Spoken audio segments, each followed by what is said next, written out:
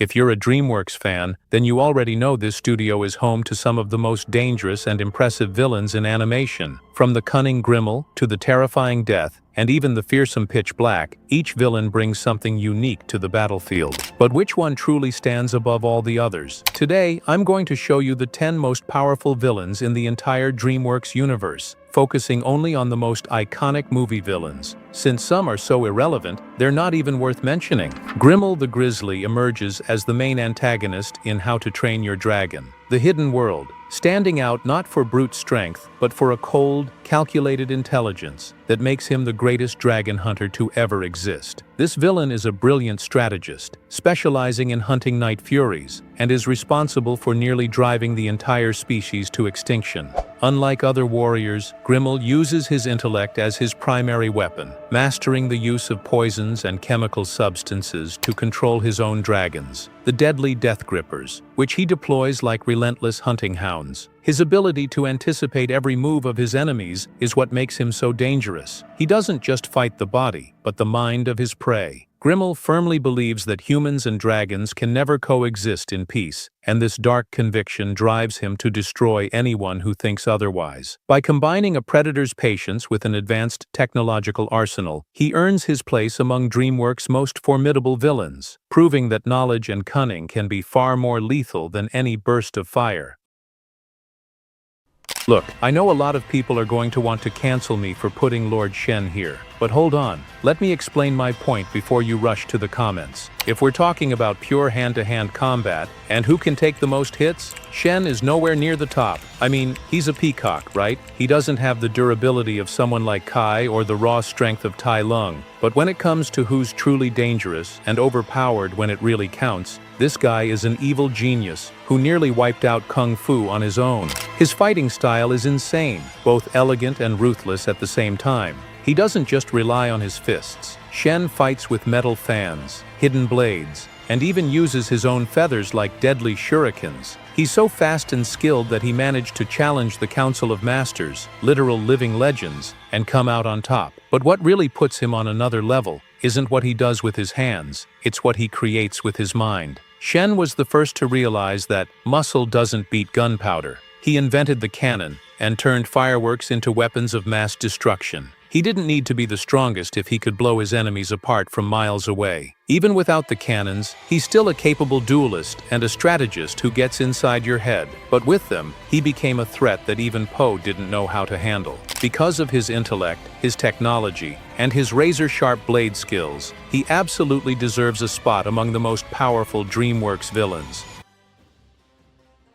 Now we've arrived at Tai Lung, and I know some of you might criticize me for placing him here. After all, he's one of the most beloved villains by the fans, and rightfully so because his story is powerful, and he became one of the most unforgettable antagonists in the entire saga. The truth is, out of all of them, he's my personal favorite. Not because of sheer power, but because of the presence and intensity he brings to every single scene, something very few characters can match. Tai Lung is a snow leopard, and the main villain of the very first movie. His fighting style is flawless, showing complete mastery of hand-to-hand combat. Trained by Shifu from a young age, he learned complex and deadly techniques, including his signature nerve attack. Every part of his body was shaped for battle, allowing him to perform fast, varied, and devastating moves. His combat experience also makes him extremely calculating. He knows exactly how and when to strike to cause the most damage possible. On top of that, he demonstrates incredible resilience, surviving brutal falls and crushing blows without ever losing momentum. If Tai Lung has a weakness, it lies in his own personality, consumed by bitterness and anger, which is exactly why Oogway never saw him as the true dragon warrior. Even so, as we saw in the fourth movie, his outlook begins to shift, revealing a very different side to his journey. At the end of the day, even without mystical or magical powers, Tai Lung remains one of the strongest and most iconic villains in the entire Kung Fu Panda universe, and that's why he absolutely deserves a spot on this list.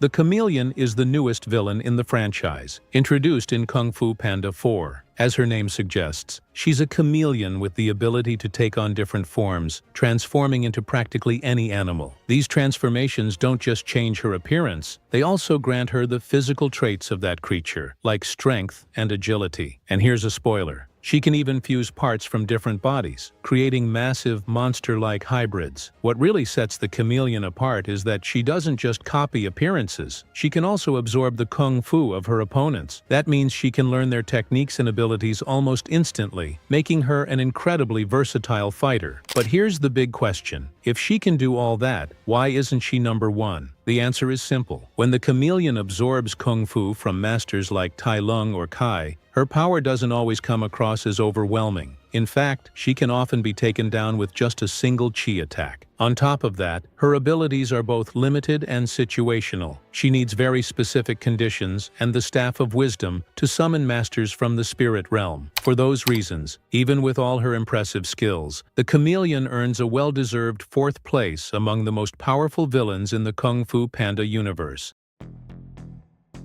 Now we arrive at Drago Bloodvist, who I'd say is the ultimate nightmare for any dragon rider. He's the main villain of the second film, and while Grimmel was a hunter who operated in the shadows, Drago is a ruthless warlord who doesn't just want to hunt, he wants to dominate the entire world. What makes Drago so threatening is that he doesn't need poisons or complex traps to assert his power. He uses pure fear. Even Stoic, the toughest Viking in Berk, would tremble just hearing his name. Stoic knew that Drago wasn't just a man, but a force of nature who survived attacks that would have killed anyone else. Drago built a colossal army, made up of countless soldiers, and a fleet of armored ships that stretched across the horizon. But his true trump card is his army of enslaved dragons, led by an alpha that he controls through fear and pain. Unlike other villains who rely only on tricks, Drago is also an exceptionally brutal fighter. He uses his fireproof dragon hide armor and his immense strength to overpower both beasts and warriors in close combat, proving that his will is unbreakable. While Grimmel relies on strategy and stealth, Drago is all about conquest and mass destruction. He assembled an unstoppable force and proved just how relentless he is, being the only villain who truly took something irreversible from Hiccup. Because of his overwhelming presence and his command over a military force that no other villain in the franchise even comes close to matching, Drago stands firmly among the most powerful villains in all of Dreamworks.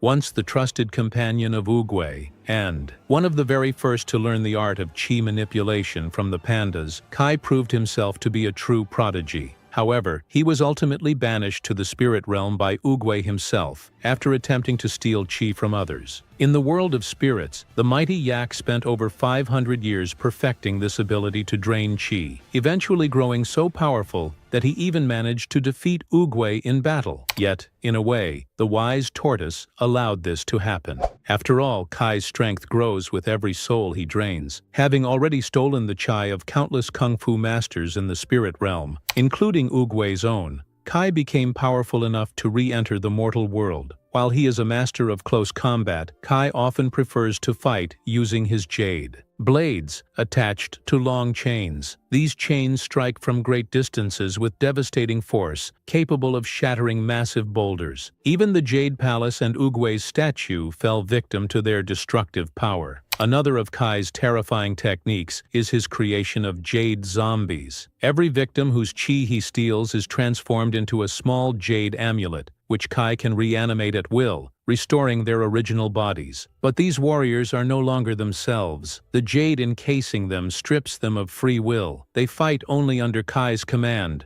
wielding every skill they possessed before becoming his puppets. Their vision can also be shared with Kai at any time, and no matter the distance, he can summon them back to him instantly. With a level of chi so overwhelming that he could defeat nearly every kung fu master in existence, only direct chi attacks could even begin to harm him. In fact, it was only Poe's dragon warrior form that carried enough energy to match Kai's power. And yet, even as a chi thief, Kai could not withstand the combined life force of Poe and the pandas of the village, ultimately falling in defeat. Within the spirit realm, Now we arrive at Titan, the villain who proves that giving godlike powers to the wrong person is a perfect recipe for disaster. He's the antagonist of Megamind, and while Titan was copying abilities, Titan received the full package of Metro Man's powers. As his name suggests, or rather as Hal Stewart misspelled it, he's a force of nature with super strength, insane speed, flight, and heat vision. Spoiler, he doesn't have a single ounce of heroism and uses all that power purely for selfish gain and revenge. The complete opposite of DC's Man of Tomorrow, who truly represents hope, kindness, and protecting others. Maybe that's the real punk rock. 'Cause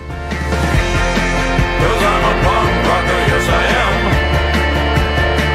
But that's just my quick take. Titan has the raw power needed to destroy an entire city in minutes. He can throw buildings around like toys and move so fast the human eye can't even keep up. But you might be wondering, if he has Metro Man's powers, why isn't he at the top of the list? The reason is simple. Titan is emotionally unstable and lacks any kind of training or discipline. He fights like a schoolyard bully, relying only on brute force, and losing his temper the moment things don't go his way. For these reasons, even though he's one of the most physically powerful beings in Dreamworks, Titan takes the 4th spot in our ranking. He's proof that power without control and without strategic intelligence has very clear limits. But the question remains, with all that power, would he still be able to defeat the next character on our list? Pitch Black can't be defined as a person. He is, in fact, an entity, the physical embodiment of darkness and fear. While he's often treated as fear itself, he can also be compared to the classic boogeyman, since he's directly tied to the childhood belief that a monster is hiding in the closet, under the bed, or anywhere the shadows gather. Today, ironically, Pitch Black is only a shadow of what he once was. During the Dark Ages, a real period in human history, his power was so overwhelming that it surpassed that of all the Guardians combined, including his greatest rival, Sandman. His most terrifying ability is his complete knowledge of people's fears. It doesn't matter if this is your first encounter with Pitch Black. The moment he appears, he already knows exactly what your greatest fear is, and he immediately begins to use it against you. This can happen physically, by shaping black sand into the form of your fear, or psychologically, by exploiting insecurities to shatter your emotional stability. I'm not afraid of you. Maybe not. But you are afraid of something. You think so, huh? I know so. It's the one thing I always know. People's greatest fears. The more people feel fear, the more powerful Pitch Black becomes. This growth directly amplifies his other abilities, especially his control over sand. In this sense, he shares a similar gift with Sandman. Both can create almost anything using sand, from weapons to living creatures. The difference is that Sandman uses this power to create good dreams and protect children. Over time, however, Pitch Black learned how to corrupt Sandman's golden sand, turning it into black sand. Dreams became nightmares, and Pitch Black was able to overpower the young Yellow Guardian himself. Despite being so powerful, Pitch Black chooses children as his primary targets, precisely because they haven't yet learned how to face and control their own fears. For that reason, teenagers and adults are rarely attacked directly. Still, any adult carrying unresolved trauma becomes a perfect target for the King of Nightmares. In his presence, a single moment of hesitation, just one instant of insecurity, is enough to give him the advantage. That's why the only known way to defeat Pitch Black is to show absolutely no fear in his presence. And if you're strong enough, physically or mentally, you might achieve something even rarer, making fear itself afraid of him. We've reached Aerys, the goddess of chaos, who takes our second spot by operating on a level of power that the other villains on this list can't even begin to comprehend. While most antagonists fight for territory or revenge, Aerys toys with the very fabric of reality. She's not just a warrior, she's a divine entity who sees the mortal world as a chessboard, manipulating constellations, creating colossal sea monsters, and warping space-time with a simple motion of her ethereal hands. What makes Aerys so terrifying is her intangible and omnipresent nature. She can't be defeated through brute force, because she is the embodiment of discord and conflict itself. Her greatest weapon is psychological manipulation, capable of corrupting heroes and bringing down entire empires without firing a single shot. When she manifests in her giant form, her presence is so overwhelming that the ocean itself looks like a mere puddle before her chaotic will. She is immortal, immune to physical attacks, and holds absolute control over Tartarus. One fascinating detail is that her only real limitation is her own word. As a goddess, she is bound to honor promises made through blood pacts. Aside from that, she is an unstoppable cosmic force, with abilities that transcend any form of earthly combat. Because of this near-infinite power scale, and her ability to plunge the world into eternal darkness, Aerys confidently secures the second spot in our ranking,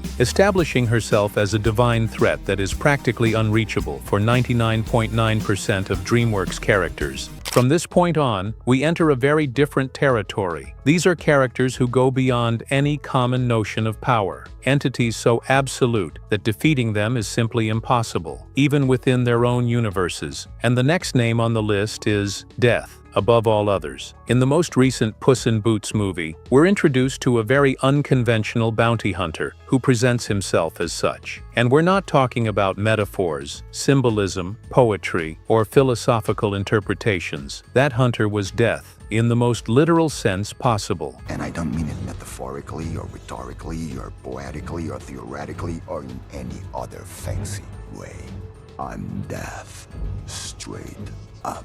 She appears as a wolf wielding two sickles, with combat skills that utterly humiliate even the most confident fighters. It was Death who made Puss in Boots feel fear for the first time in his entire life, and who shattered the hero's famous claim that no blade had ever touched him. That encounter left deep scars, creating a trauma that completely changed the cat. As an entity, Death is not bound by space. She could appear anywhere Puss was, whether in a magical forest or in the middle of a crowd. Nothing could stop the wolf from showing up whenever she pleased. And these are just the abilities the movie shows us. We're only scratching the surface. Now think about this. It's not only humans who die, stars die too, which means that this small wolf carries power on a universal scale, something that would surely make even Jack Horner green with envy. In other words, what we saw in the film doesn't come close to even 1% of this entity's true power. Death began hunting Puss in Boots because he never valued his 9 lives. But once she realized that the hero had finally learned to respect and protect his last chance, she lost her reason to continue the chase. Puss could never defeat Death. No one can. But he did manage to escape a cruel fate. And when the two inevitably meet again in the future, it will be a different moment. Tragic, without a doubt, but strangely serene. So if you don't want to cross paths with that little wolf anytime soon, do as Puss in Boots did. Learn to value your own life while there's still time.